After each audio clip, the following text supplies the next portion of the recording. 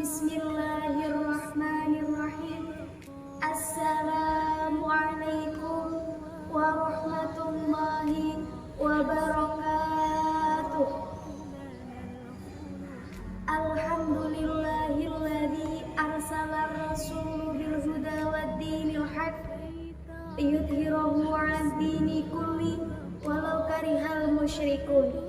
Asyhadu an la ilaha illallah wahdahu la syarikalah wa asyhadu anna Muhammadan abduhu wa rasuluh. Allahumma sholli wa sallim wa barik ala habibina Muhammadin wa ala alihi wa sahbihi wa man tabi'ahum bi ihsani ila yaumiddin. Amma ba'du. Yang terhormat Ibu Ulin Nihaya selaku dosen pembimbing PPL Mayor kelompok 12, yang saya hormati Kak Anikmatul Fahiroh selaku pembimbing lapangan PPL Mayor kelompok 12, dan tak lupa teman-temanku yang saya sayangi. Pertama-tama marilah kita panjatkan puji syukur kita kepada kehadirat Allah Subhanahu wa Ta'ala yang telah melimpahkan banyak sekali kenikmatan kepada kita. Nikmat iman, nikmat Islam, nikmat sehat, nikmat umur panjang, serta nikmat keberkahan. Tak lupa sholawat serta salam kita haturkan kepada junjungan kita Nabi Agung, Nabi Muhammad Sallallahu Alaihi Wasallam, yang kita nantikan syafaatnya di yaumil qiyamah. Amin ya rabbal alamin. Hadirin rahimakumullah, ada satu peristiwa yang terjadi pada zaman Rasulullah Sallallahu Alaihi Wasallam, peristiwa yang sangat besar sekali, peristiwa yang tidak bisa dijangkau oleh akal pikiran manusia. Ini merupakan sebuah mukjizat yang Allah berikan kepada Nabi dan Rasul-Nya, yaitu Nabi Muhammad Sallallahu Alaihi Wasallam melalui peristiwa Isra Mi'raj. Isra merupakan perjalanan malam hari dari Masjidil Haram menuju Masjidil Aqsa, tepatnya Baitul Maqdis, Palestina. Sedangkan Mi'raj adalah Nabi dinaikkan dari bumi menuju langit-langit, tepatnya di langit yang ketujuh. Peristiwa Isra Mi'raj ini merupakan peristiwa yang sangat besar sekali. Bahkan Allah Subhanahu wa Ta'ala berfirman dalam Quran surat Al-Isra ayat 1. A'udzu billahi minasyaitonir rajim. Bismillahirrahmanirrahim.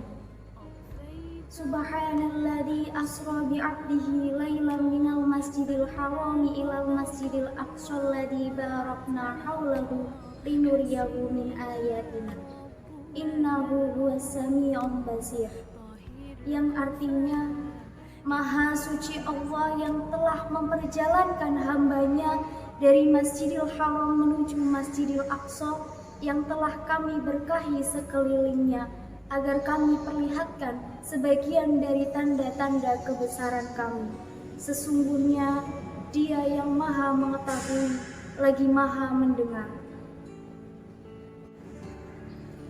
Hadirin rahimakumullah, bila kita membuka buku sejarah Islam, kita dapat ketahui sebelum terjadinya peristiwa Isra Mi'raj bahwa Rasulullah Shallallahu Alaihi Wasallam sedang mengalami kesedihan yang bertubi-tubi.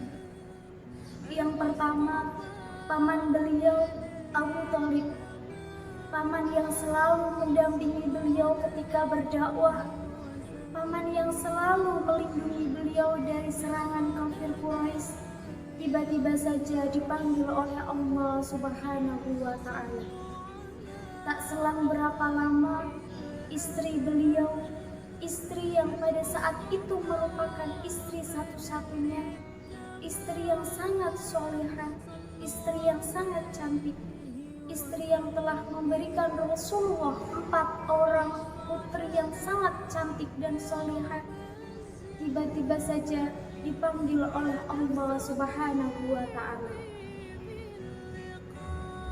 maka wajar bila Rasulullah Shallallahu Alaihi Wasallam bersedih.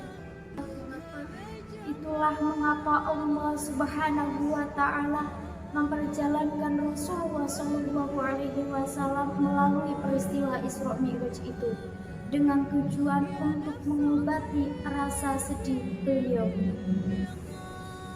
Hadirin yang dirahmati Allah, tujuan dari Isra Mi'raj sendiri adalah bahwa Rasulullah Shallallahu Alaihi Wasallam menerima perintah melaksanakan sholat 5 waktu yang pada awalnya 50 waktu.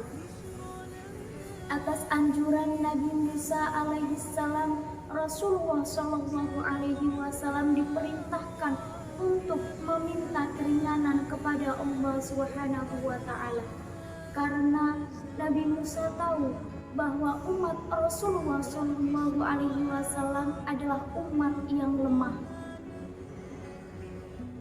Hingga akhirnya Allah Subhanahu Wa Taala mengabulkan permintaan Rasulullah Shallallahu Alaihi Wasallam yang tadinya 50 waktu menjadi 5 waktu, yaitu subuh, zuhur, asar, maghrib, dan juga isya.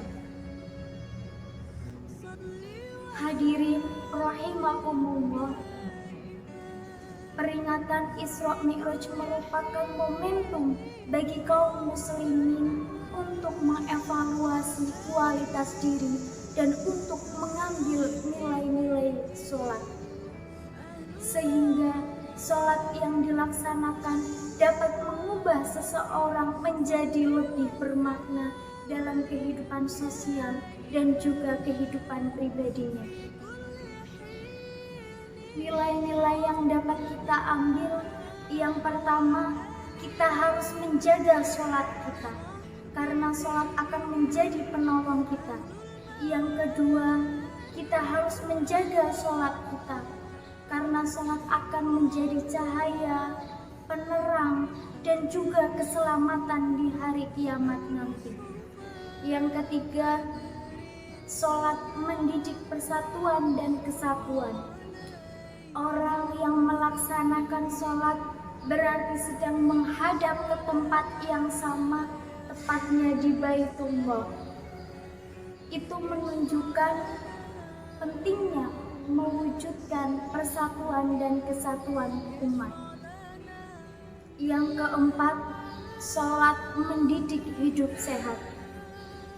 Sholat memberikan kesan kesehatan yang diwujudkan dalam setiap gerakan-gerakan sholat. Maka dari itu, kita sebagai umat muslim, kita harus melaksanakan sholat 5 waktu. Allah Subhanahu wa Ta'ala berfirman dalam Quran surat Al-Ma'un ayat 4 sampai dengan 5. A'udzu billahi minasyaitonir rajim. Bismillahirrahmanirrahim. Fawailul lil musallin alladzina hum an sholatihim sahun. Yang artinya, maka kecelakaanlah bagi orang-orang yang sholat, yaitu orang-orang yang lalai dari sholatnya. Di antara manfaat sholat yang pertama, sholat sebagai pembuka pintu surga. Nabi Shallallahu Alaihi Wasallam bersabda, kunci surga adalah sholat dan kunci sholat adalah wudhu. Hadis riwayat Tirmizi.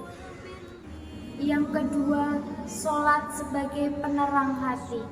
Nabi Shallallahu Alaihi Wasallam bersabda, sholat merupakan cahaya penerang bagi orang-orang mukmin. Hadis riwayat Ibnu Majah. Yang ketiga, meraih ketenangan dan juga kebahagiaan. Orang yang melaksanakan sholat berarti sedang menghadap Allah secara langsung tanpa perantara. Dengan keadaan yang seperti itu, perasaan dekat dengannya menyelimuti jiwa. Kebersamaan dengannya memenuhi dada yang diiringi dengan rasa tentram, percaya diri, dan juga penuh keyakinan. Demikian yang dapat saya sampaikan, kurang lebihnya mohon maaf. Sekian, wallahu muwaffiq ila aqwabit thoriq. Assalamualaikum warahmatullahi wabarakatuh.